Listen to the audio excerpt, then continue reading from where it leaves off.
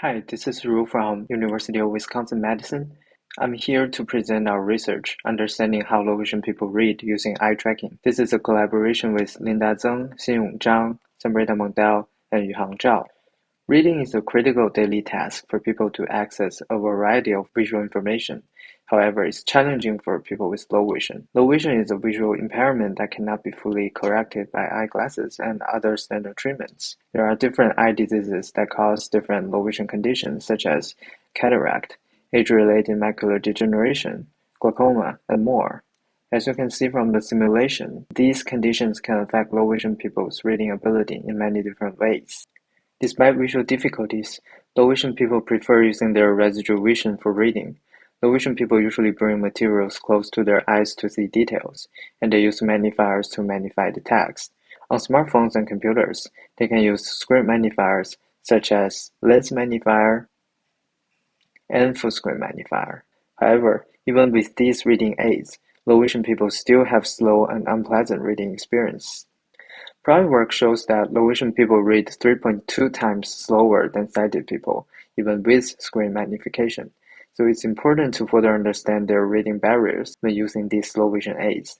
Eye tracking has the potential to understand people's reading behaviors in detail. Many works have used eye tracking to explore sighted people's reading behaviors, but very few use eye tracking for low vision research. With commercial eye trackers increasingly integrated into everyday devices such as desktops, AR/VR glasses, there is great potential in leveraging this technology to understand low vision people's detailed gaze behaviors.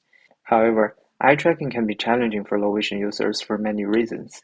To start with, the calibration interface is not accessible because the calibration targets are usually small and the size is fixed, which can be invisible to users with low visual acuity, causing low calibration accuracy. Some low vision people have extremely unbalanced visual abilities, which can cause inconsistent gaze behaviors across the two eyes.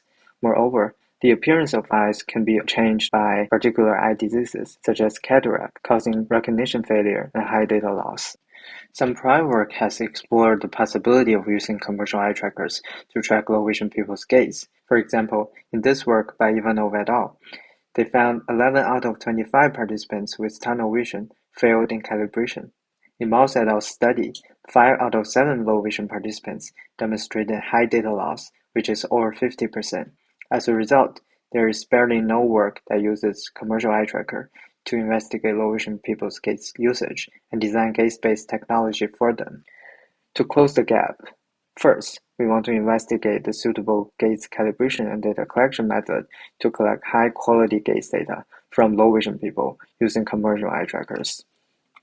Second, we want to use commercial eye trackers to investigate low vision people's detailed gaze behaviors to infer their visual challenges when reading.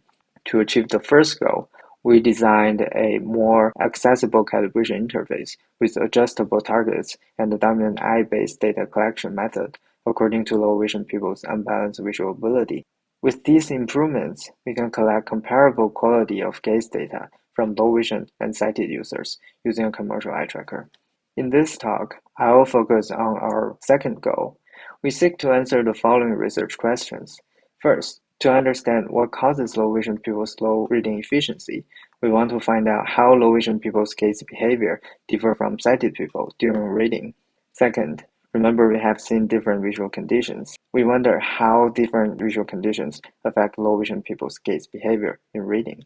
Lastly, low vision people can use different kinds of screen magnifiers to read text on computer screens, but it still poses challenges to low vision people's reading performance. Therefore, we want to know how different screen magnification modes affect low vision people's gaze patterns when reading.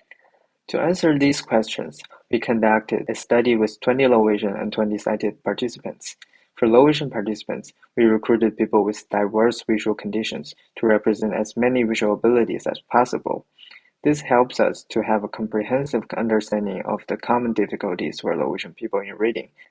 This is our study setup. We use Tobii Pro Fusion, a desktop eye tracker. To better interpret participants' gaze behaviors in reading, we built a reading interface to collect participants' gaze and audio data.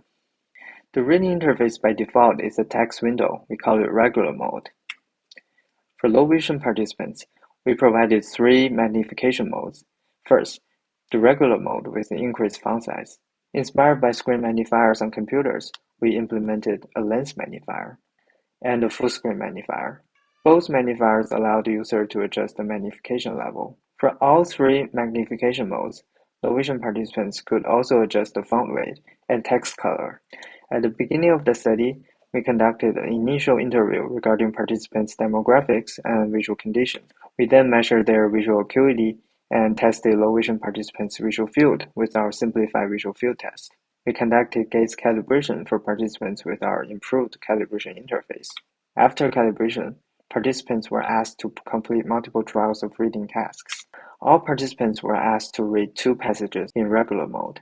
While sighted participants can read comfortably with the default setting, low-vision participants usually need a bigger font size and higher contrast.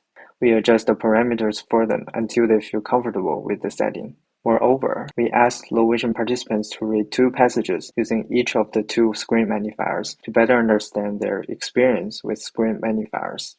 Participants were instructed to read aloud as accurately and quickly as possible. We ended our study with an exit interview regarding participants' reading experience.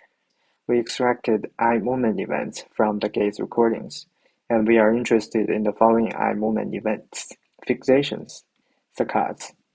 Here we consider both forward saccade and regressive saccade.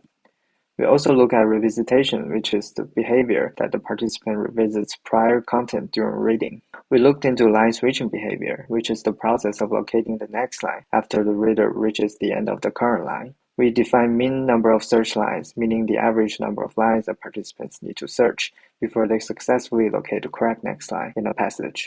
Lastly, in cases where magnification is needed, we introduce smooth pursuit, which is the tracking movement of eyes to keep a moving target in the center of their visual field. Now I present our analysis result. We found that low-vision participants process information less efficiently than sighted participants. They had more but shorter fixations, indicating less information is processed per fixation. Moreover, low-vision participants experience difficulty switching lines. We further found low-vision participants spent significantly longer time fixating at the beginning of each line than sighted participants. To find out the effect of different visual conditions on reading gaze behavior, we categorized low-vision participants into different groups based on their visual acuity and visual field. These are 2 major factors that accounts for the variation of low-vision people's visual abilities. We found that both low visual acuity and visual field loss can affect low-vision people's information processing efficiency because they both lead to more but shorter fixations and shorter forward saccade. Lastly, in terms of the effect of magnification modes, compared to regular mode, we found that when using lens magnifier or full-screen magnifier, participants had higher revisitation rate. This can be caused by the difficulty of keeping track of the reading position when moving the magnifiers. Moreover, because of the constant moving of magnifiers, participants conducted more and longer smooth pursuit, which resulted in eye fatigue. Finally, we found participants search for more lines before successfully landing on the correct line when using magnifiers. From this clip, we can see our low-vision participant compare the beginning of the second line and the third line to determine which line is the next line using a lens magnifier. The big barn then ran over behind the ice house. From our findings, we derived design considerations for accessible eye tracking systems.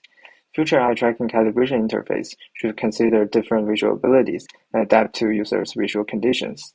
Dominant eye detection can be integrated to better support low-vision users with unbalanced visual abilities. Besides, future eye tracking systems should consider low-vision users' unique reading habits and provide timely feedback on data collection status and user instructions to maintain the data quality during eye tracking. We also propose gaze-based assistive technology that can potentially improve low-vision users' reading experience. For example, we can design real-time visual augmentation to support line switching and line following. We can design audio support for visually difficult words. Also, with eye tracking, we can design a context-aware magnifier that automatically adjusts the window size according to users' needs. With that, I would like to thank my co-authors and thank you for your time. Please scan the QR code for more details about our paper.